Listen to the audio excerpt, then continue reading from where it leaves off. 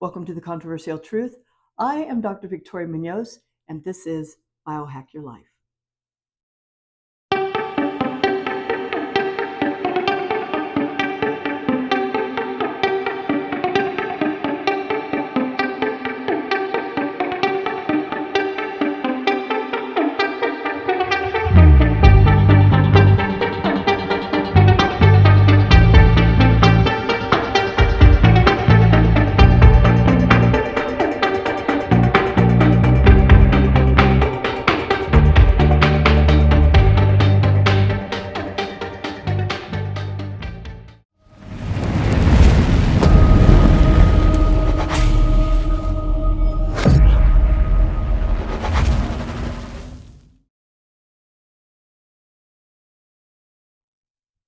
Today we're going to talk about red light therapy and its multitude of benefits.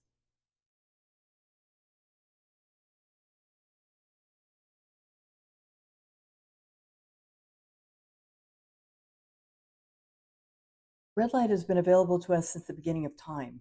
The sun emits red light, which is most concentrated in both the morning after sunrise and evening before sunset. The sun emits different kinds of light. Visible light, the light we can see, which includes colors like red, orange, yellow, green, blue, and purple. Ultraviolet light, a type of light that can cause sunburn and has health effects. Infrared light, light that we perceive as warmth. Gamma rays, extremely high energy light that is emitted during extreme solar events. And radio waves, low energy light that is emitted at longer wavelengths.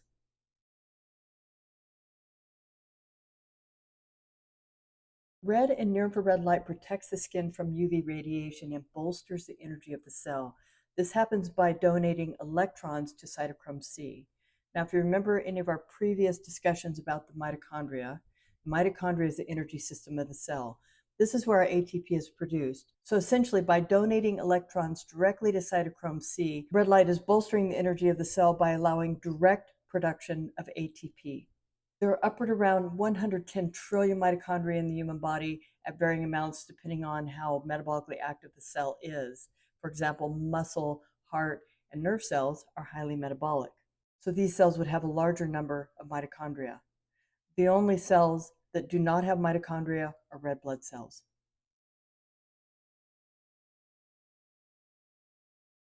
So there are different wavelengths of light. Red light, for example, is 600 to 700 nanometers in wavelength. And then we have infrared light, which is 780 to 10,000 nanometers in wavelength. You cannot see these wavelengths, but these wavelengths can be felt as heat. And then we could break that down to near, mid, and far infrared. So near infrared, or IRA, would be 700 to 1400 nanometers in wavelength. Mid-infrared, or IRB, would be 1400 to 3000 nanometers in wavelength. And then far infrared, or IRC, would be 3,000 to 10,000 nanometers in wavelength.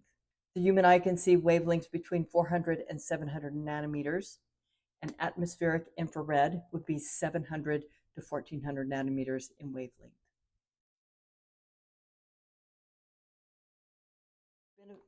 The health conditions that benefit from red light and near-infrared light is pretty much everything. The list would be exhausting. Here is a list of a few. Reduce belly fat, promote wound repair, increase bone density, increase testosterone production, enhance brain function, eliminate anxiety and depression, eliminate acne vulgaris, relieve pain, promote hair growth, and treat arthritis by reducing inflammation.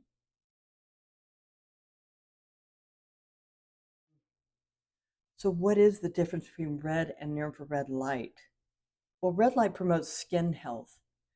Remember, red light is 600 to 700 nanometers in wavelength and will not penetrate any deeper than skin deep. Now, near-infrared penetrates cells below the skin, as remember, these wavelengths are 700 to 1,000 nanometers in length.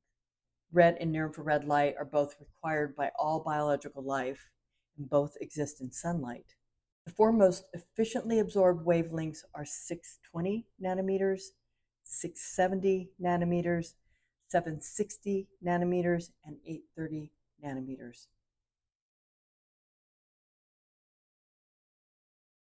Throughout history, light has been recognized as a powerful therapy, and we know that the interaction of sunlight with the cholesterol on our skin produces vitamin D. This would be the UVB rays. The laser was invented in 1960 by Theodore Maiman, and it was soon discovered that laser has therapeutic application. We now have the healing benefits of red light, near infrared, and far infrared light therapy through technology. We have red light beds, red light panels, mats, small body part devices, and more. In terms of devices, there are a lot out there to choose from. I don't have any specific brands that I'm promoting today, but I'm going to tell you what to look for in a device. You're going to want LED lights, not fluorescent. Fluorescent light emits damaging EMF. You want to consider the settings. You will want a light that has both red light, which is 600 to 700 nanometers in wavelength, and near infrared, which is 700 to 1,000 nanometers in wavelength. This is because you will want the benefit of both the superficial and more deeper penetrating wavelengths for the best treatment outcome. Red light therapy is also known as low-level laser therapy, or LLLT, and photobiomodulation therapy, or PPBM.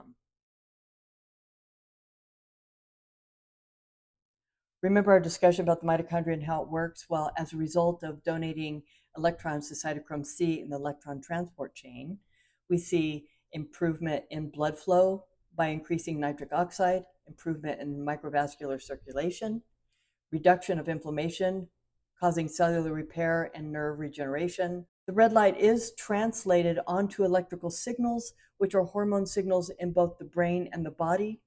The light then changes the gene expression of the cell. This is known as epigenetics. Red light works well on its own, but even better with a proper diet, exercise, sleep, and stress reduction. We will address these more specifically in another video.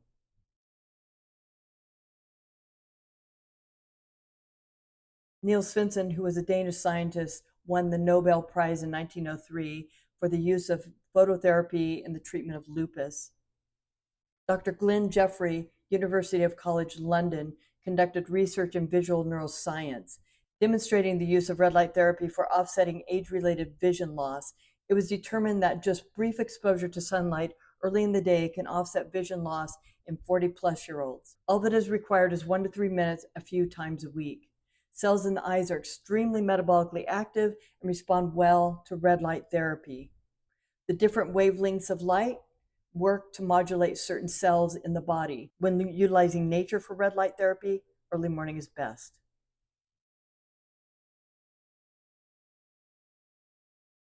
Light is electromagnetic energy. Light travels all around us in different wavelengths, affecting our cellular biology. Light has many different wavelengths or colors, other forms of wavelengths we cannot see but still impact our cells. Different wavelengths of light penetrate tissues at different depths. Red and infrared light equal longer wavelengths. Blue and green equal shorter wavelengths. Certain wavelengths are absorbed by particular cells depending on their location. For example, the nucleus and the mitochondria would be deep inside the cell. Light is very precise. Certain pigments receiving light will absorb particular wavelengths of light. All biological functions of light have to do with the absorbance and reflection of that particular light.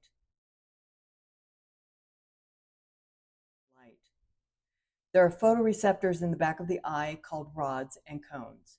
These have photopigment. Rods absorb light no matter what the wavelength and allow us to see in low light conditions.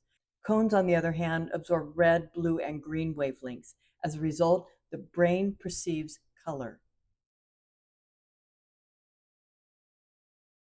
The pigment melanin is where melanocyte activity takes place. Melanocytes turn on genetic programs by absorbing UV light. Light changes the way cells function if light can reach them. For example, light cannot reach the liver. Light arrives at photoreceptors and affects different tissues indirectly. For example, melanocytes of the skin and photoreceptors of the eye take in the signal and pass it on to other organs of the body. When we're considering immediate effects of light, an example would be going from a dark room to a brighter room. This sends signals to the locus ceruleus, which releases adrenaline. And an example of more long-term effects of light would be the body taking in light from the environment, which changes our biology over time. The circadian rhythm is our internal calendar. Hormones are released into the brain and body each day and night, showing us where we are in the 365-day calendar year. We get varying amounts of light each day depending on the time of year. Light reaches the eye and is absorbed by intrinsically photosensitive ganglion cells.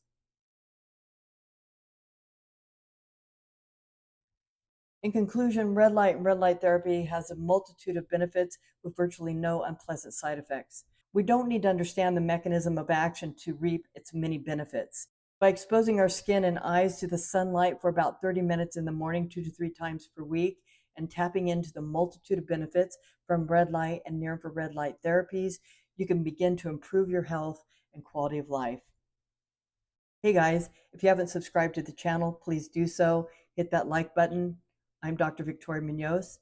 Till next time, take care.